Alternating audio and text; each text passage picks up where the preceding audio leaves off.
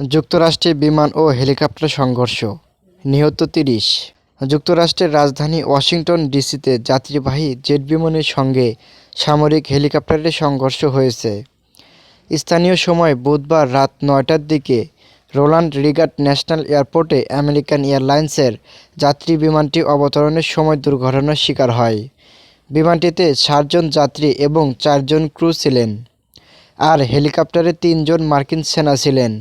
এ দুর্ঘটনাকে ভয়ঙ্কর দুর্ঘটনা হিসেবে উল্লেখ করেছেন মার্কিন প্রেসিডেন্ট ডোনাল্ড ট্রাম্প। খবর বিবিসি ও বিসিএসের। ওয়াশিংটন ডিসির জরুরি পরিষেবা বিভাগের চিফ জন ডনেলি জানান, বিমানটি বিধ্বস্ত হয়ে কয়েক ভাগে বিভক্ত হয় এবং পোটোম্যাক নদীতে গিয়ে পড়ে। বিমানের ৩০ জন যাত্রীর লাশ উদ্ধার করা হয়েছে। বিমানের বিভিন্ন অংশ খুঁজে পাওয়া গেলেও আর কেউ বেঁচে আছেন কিনা তা জানা যায়নি। বিমানের যাত্রীদের মধ্যে বেশ কয়েকজন মার্কিন ফিগার স্কেটিং সংগঠনের সদস্য ছিলেন।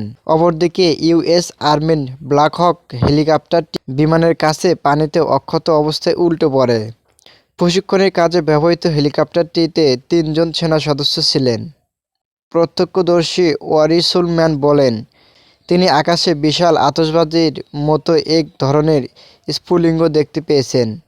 সে সময় তিনি বিমানবন্দরের পাশে জর্জ ওয়াশিংটন পার্কওয়েতে গাড়ি চালাচ্ছিলেন। সুলম্যান বলেন, তিনি প্রায়ই সেখানে বিমান অবতরণ করতে দেখেন, তাই প্রথমে কিছু অস্বাভাবিক মনে হয়নি। রিগান ওয়াশিংটন ন্যাশনাল এয়ারপোর্ট কর্তৃপক্ষ জানায়, সেখানে সব ফ্লাইটের উড্ডয়ন ও অবতরণ আপাতত স্থগিত রাখা হয়েছে। বিমানগুলোকে ২৮ মাইল দূরের ডালাস আন্তর্জাতিক বিমানবন্দরে ঘুরিয়ে দেওয়া হচ্ছে।